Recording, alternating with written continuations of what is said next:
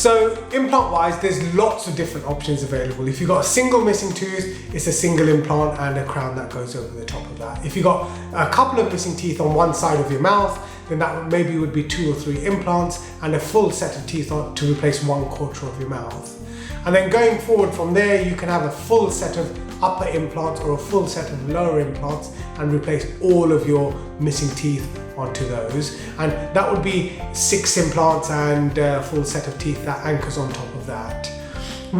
Science has moved forward, implants have moved forward. What we can do now is we can say, look, you've got a tooth that's infected or wobbly or broken. We can take the tooth out on the same day, put the implant in on the same day and put a plastic tooth on that straight away. So you come in to see us with a broken tooth, you leave us with an implant and a tooth that's on top of that already.